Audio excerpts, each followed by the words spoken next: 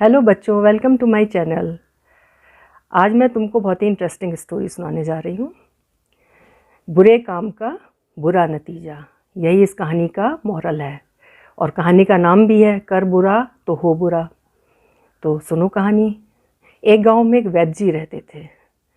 वैद्य जी बहुत गरीब थे। उनके पास मरीज बहुत कम आते थे। उनकी वैद्यकी बिल्कुल नहीं चलती थी।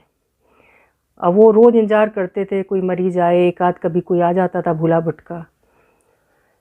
ऐसे ही एक दिन वो सुबह बैठे अपने मरीज़ का इंतज़ार कर रहे थे, कोई मरीज़ नहीं आया तो वो अपनी झोपड़ी से निकलकर बाहर, उनके एक पेड़ था झोपड़ी के सामने, उसके नीचे जाके बैठ गए।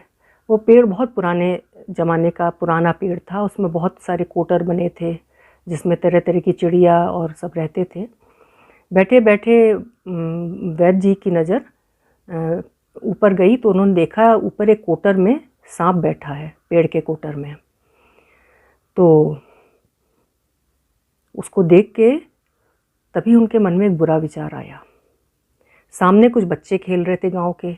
उन्होंने सोचा कि अगर ये इनमें से बच्चे को किसी को ये सांप काट ले तो वो मेरे पास इलाज कराने आएगा, इस तरह मेरी कुछ आमदनी हो जाएगी और मैं उसको इलाज करके कुछ पैसा कमा लूँगा। ये बुरा विचार आते ही उन्होंने क्या किया, सामने खेल रहे बच्चों को बुलाया इशारा करके, ज़रा यहाँ आओ बच्चों। और फिर उनसे बोले, ये जो तुम ऊपर पेड़ पे कोटर देख रहे हो, इसमें एक तोता है बहुत सुंदर सा, अभी मैंने देखा। अगर तुम लोग इसको पकड़ लो बड़ा मज़ा आएगा तुम लोगों को। उसमें से एक बच्चा जो ज़्यादा ही थोड़ा सा चटक था, वो तुरंत पेड़ पर चढ़ गया और बाकी सारे बच्चे नीचे खड़े होकर देखने लगे। वहीं वैद्य जी भी खड़े थे।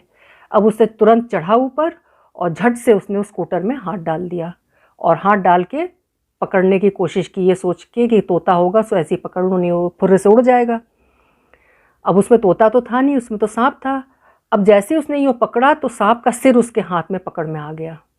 और जब उसने ऐसे निकाला, वो तो तोता समझ के उसने जब कोटर में से निकाला, देखा हाँ हाथ में सांप। और वो तो डर के मारे जो हाथ से उसका छूटा सांप उछल के, तो वो सांप लहराता हुआ गिरा नीचे। और नीचे जहाँ बच्चे और वैद्य जी खड़े थे, वो वैद्य जी के ऊपर जाके गिर पड़ा सांप। और गिरते ही उसने क्रोध में, गुस्से में सांप ने 2-3 जगह वैद्य जी को डस लिया। डस के और सर से उतर के भाग के और गायब हो गया वो सांप। अब ये सब इतने झटके में हुआ कि कोई समझ ही नहीं पाया कि क्या हुआ अचानक। अब तो वैद्य जी को विष चढ़ने लगा और वैद्य जी तड़पने लगे। अब वहाँ वैद्य जी का इलाज कौन करे। अब बच्चे भी बेचारे घबरा गए और वैद्य जी वहीं तड़प तड़प के मर गए। तो इस कहानी से हमें क्या शिक्षा मिलती है बच्चों? कभी भी किसी का बुरा नहीं करना चाहिए, ना सोचना चाहिए ना करना चाहिए। तो ये कहानी तुम्हें अच्छी लगी हो तो लाइक करना, सब्सक्राइब करना, फॉलो करना।